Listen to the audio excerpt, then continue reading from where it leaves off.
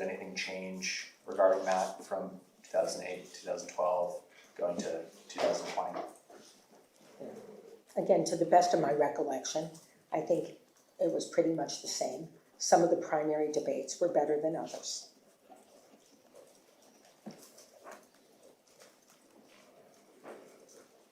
Okay, and then after the 2020 election, or I guess my understanding is sometimes it starts before, but did you have a role on the transition team in that time?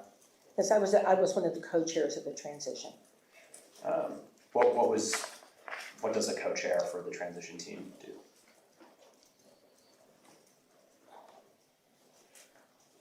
I'm sure every administration is different. What I did primarily on the transition was to help evaluate potential cabinet, sub-cabinet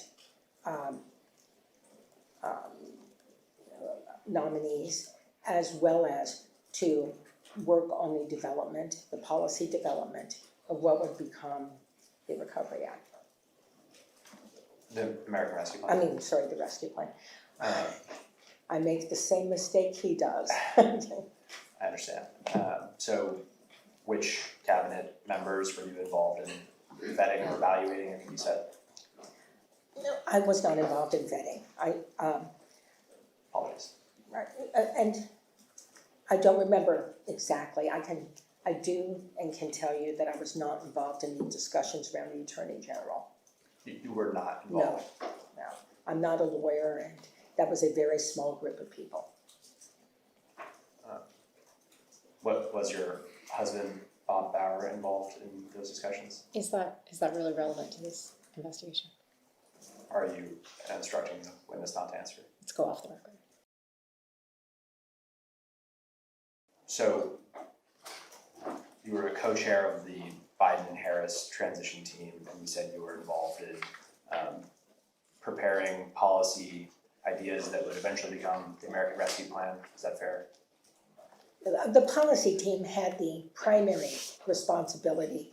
I was more involved, as is appropriate, and as I remember, with sort of communications, political strategy on it. And as part of that role, or separately from that role, you were also involved in picking or evaluating potential cabinet picks for President Biden. Is that right? That's correct. Okay. And then we discussed this earlier. You joined the Biden White House as a special government employee. That's correct. In January of 2021, right at the beginning of the administration. Is that right? In January 21st, yes.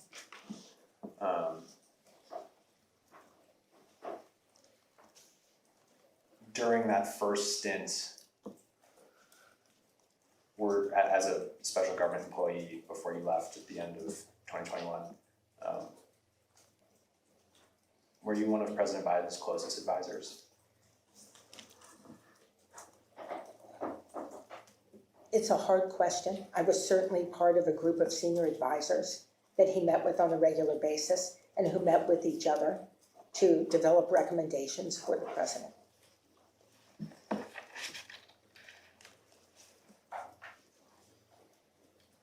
And forgive me if you said earlier, but when were you, I know you said that you weren't planning on working at the White House, and you stayed longer than you initially anticipated. Did you say that as well? I'm not sure I said it, but I did stay a little longer than I'd initially planned to, yes. So who approached you to do that job, or how did you wind up with that role? I'm sorry, with the role in 2021? As a special government employee beginning in 2021, how did you wind up with that role? To the best of my recollection, Ron Klain, who was going to be the incoming White House Chief of Staff, called me and told me that the president-elect was going to call me and ask me to do this. So he wanted to give me a heads up, but he told me that I needed to do it. And then the president called me. So. What did you discuss on that call? Okay. he told me that I had been a part of the campaign and that he needed me at the beginning of the administration, given the challenges, COVID, all of the economic stresses on the country, all of the things that he was walking into as president, and that he needed me at the beginning of the administration to help. Did you discuss with President Biden what your role would be specifically during that call? No, I did not. Did you discuss the fact that you were planning to leave at the end of the year on that call? No, I don't Or remember. during that year? I don't remember, okay? I do remember being clear with Ron that it would be a temporary thing. And as we discussed, you returned in May of 2022, this time as assistant to the president. Correct. Why did you return? It's a great question. I ask myself all the time.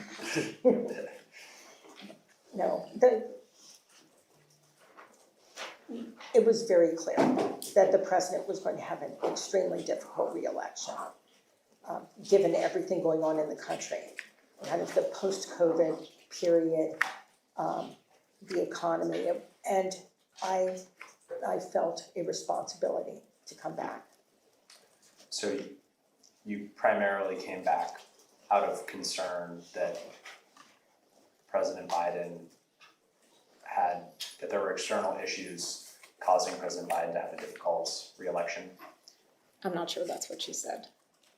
No, I think what it's accurate to say is that I came back just given the challenges facing the White House and my feeling of responsibility to help address them.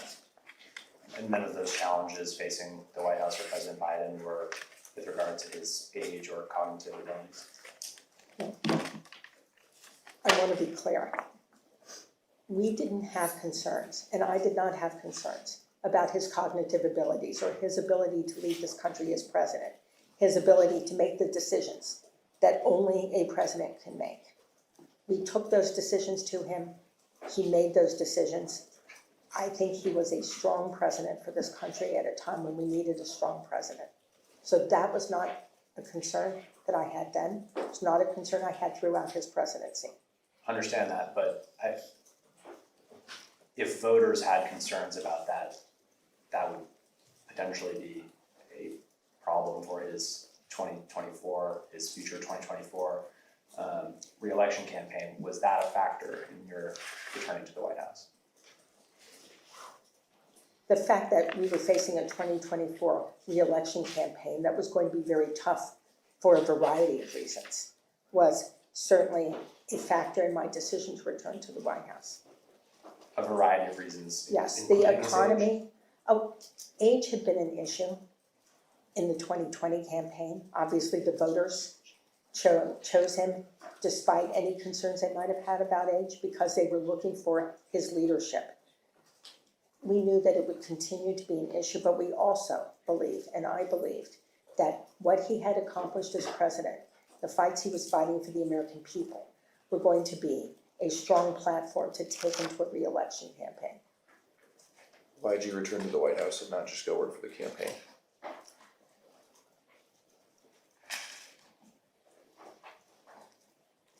I had played a role in the White House of helping to kind of coordinate and work closely with the other senior advisors. And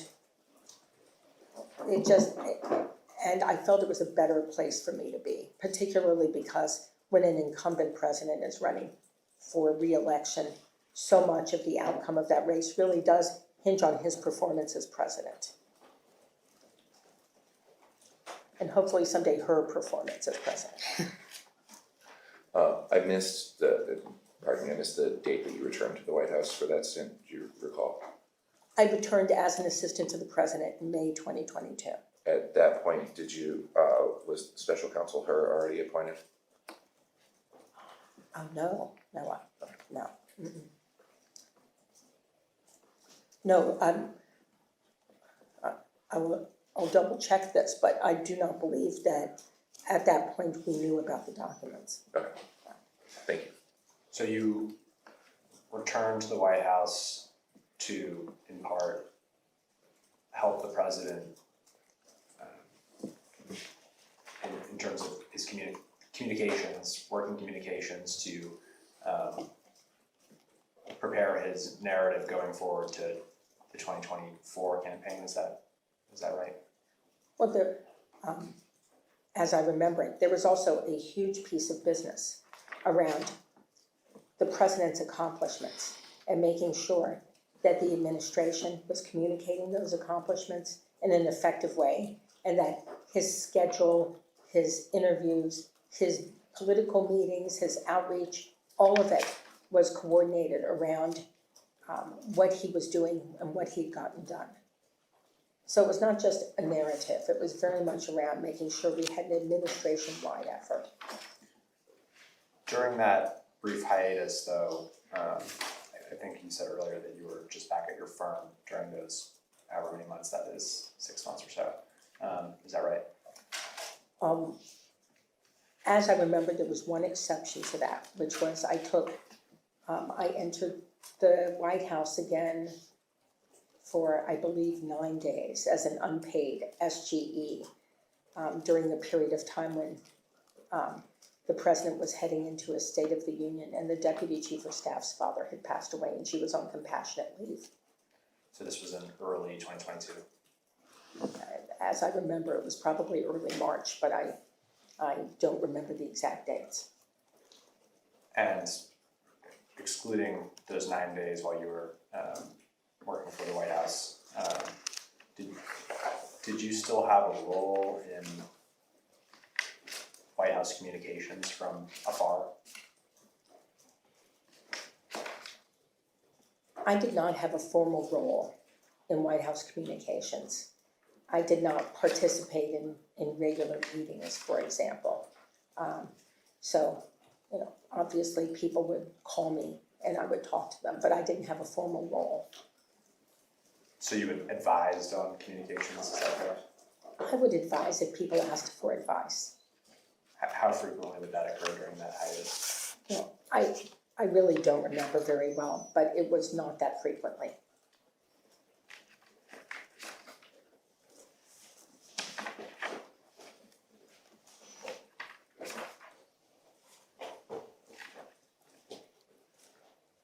Rather than starting a new topic, why don't we go off record there?